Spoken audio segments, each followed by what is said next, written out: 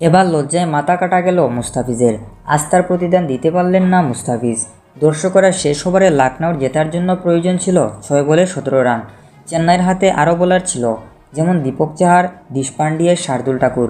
এরা প্রত্যেকেই 3 ওভার করে বোলিং করেছিল, কিন্তু চেন্নাই মুস্তাফিজের উপরই ভরসা করেছিল। মুস্তাফিজের উপর ভরসা করে এবারে ঠকে গেল। চেন্নাই ভাবতেই পারেনি যে মুস্তাফিজ 3 বলে 20 রান দিয়ে ম্যাচ হারিয়ে দিবে। 4 ছক্কা খেয়ে মাথা হাতাচ্ছিলেন মুস্তাফিজ।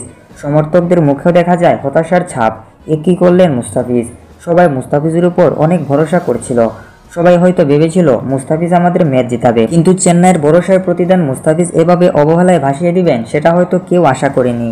যদি শেষ ওভারে মুস্তাফিজ ফাইট করে জেতার ধারপ্রান্তে নিয়ে যেতেন তাহলে একটা কথা ছিল, কিন্তু যেখানে 6 বলে 17 রানের প্রয়োজন ছিল সেখানে 3 বলেই মুস্তাফিজ দিলেন 20 রান। মুস্তাফিজের এই বাজে বোলিংয়ে আপনার মন্তব্য কী তা অবশ্যই নিচের কমেন্ট বক্সে লিখে জানাবেন। আর খেলাধুলার সব খবরাখবর পেতে অবশ্যই চ্যানেলটিকে সাবস্ক্রাইব করে রাখবেন। ধন্যবাদ সবাইকে।